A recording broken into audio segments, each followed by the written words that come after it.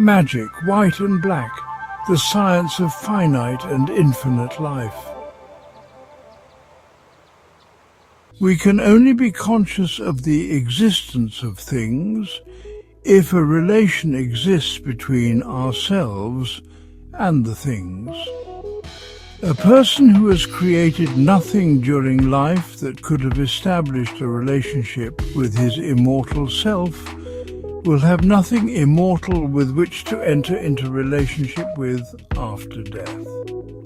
If his whole attention is taken up by his physical wants, the sphere of his consciousness during life will be confined to those material wants. When he leaves his material habitation, material wants will no longer exist for him, and his consciousness of them ceases. Having created nothing in his soul that can enter into relation with spirit, his soul will neither lose that which it never possessed, nor gain that which it never desired, but remain a blank. If we hire a priest or a professor to do our thinking for us, we create no spiritual aspirations or living thoughts for ourselves. If we are contented to believe the opinions of others, we have no knowledge of our own. The artificial knowledge, which has thus been created by the reflection of the thought of others on the mirror of the individual mind, has no power of penetration. Those minds which have been fed on illusions will have no substance after the illusions have passed away. The only knowledge which can remain with the spirit is that which it knows itself. Every cause is followed by an effect. Illusions that have been created in the mind are forces that must become exhausted before they can die. They will continue to act in the subjective state and produce other illusions by the law of harmony that governs the association of ideas, and all illusions will end in the sphere to which they belong. Selfish desires will end in the sphere of self. Unselfish aspirations and thoughts will bring their own rewards if they were good, and their own punishment if they were evil. Life is a continual death or exchange of conditions under which we exist. Our desires for things change as the conditions under which we exist assume a different character. Before we are born, our state of life depends on the state of the mother's womb. But having been born into the world, we care nothing more for the placenta and membranes that furnished us with nutriment and life during our fetal existence. Being infants, our interests are centered upon the breasts of the mother, but these breasts are forgotten after we need them no more. Things which absorb the whole of our consciousness during our youth are discarded as we grow older. If we throw off the physical body, the desire for that which was attractive to it and important for its existence is thrown off with it, or perishes soon afterwards.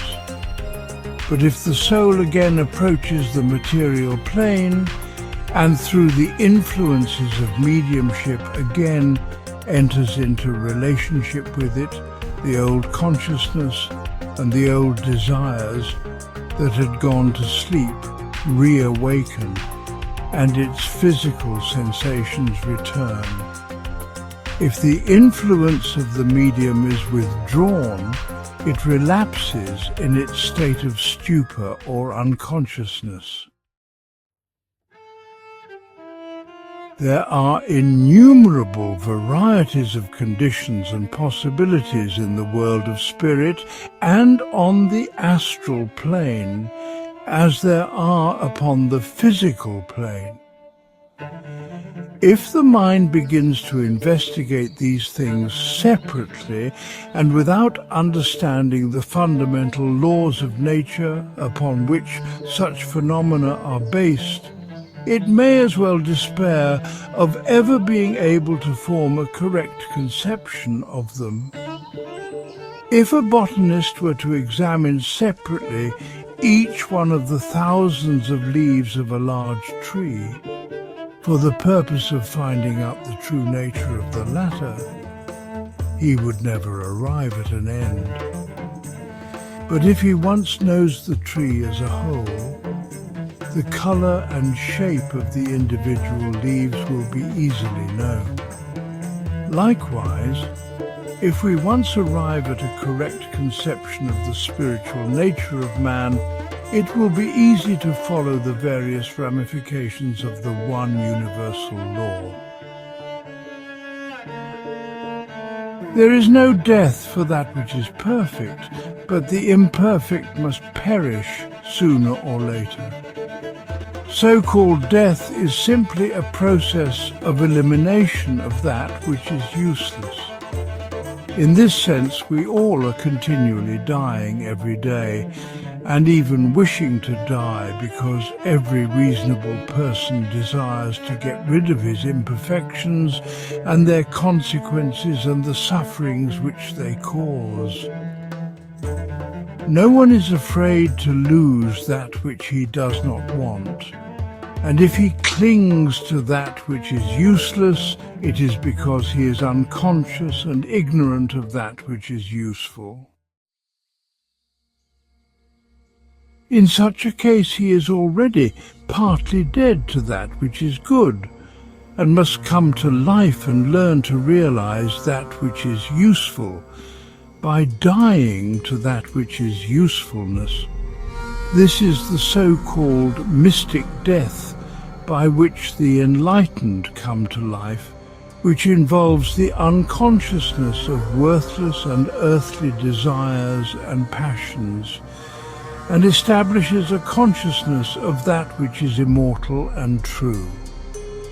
The reason why men and women are sometimes afraid to die is because they mistake the low for the high, and prefer material illusions to spiritual truths. There is no death for the perfect, and he who is imperfect must throw away his imperfectness, so that that which is perfect in him may become conscious and live. This mystic death is recommended by the wise as being the supreme remedy against real death.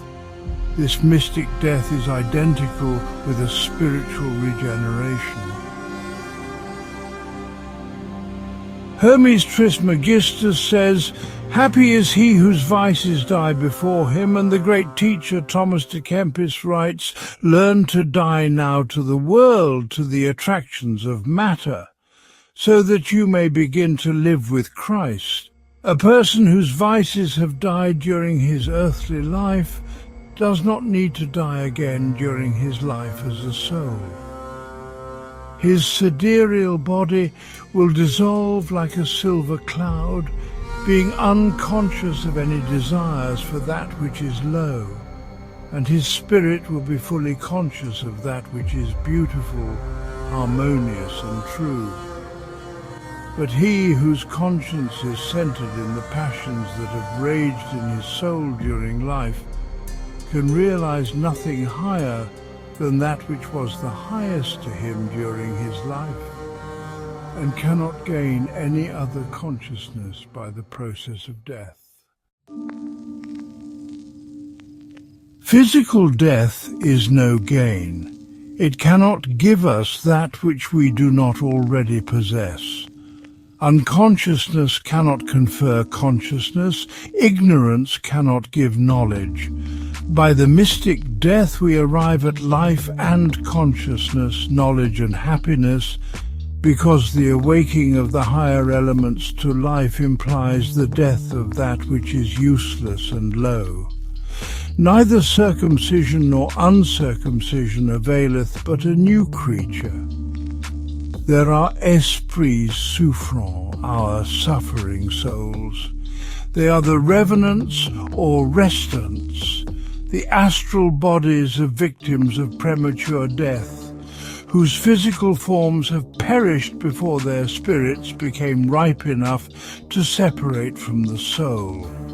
They remain within the attraction of the earth until the time arrives that should have been the termination of their physical lives according to the law of their karma. They are under normal conditions, not fully conscious of the conditions in which they exist, but they may be temporarily stimulated into life by the influence of mediumship. Then will their half-forgotten desires and memories return and cause them to suffer. To rouse such existences from their stupor into a realization of pain for the purpose of gratifying idle curiosity is cruel and may be very injurious to such souls, as it may reawaken their thirst for life and for the gratification of earthly desires.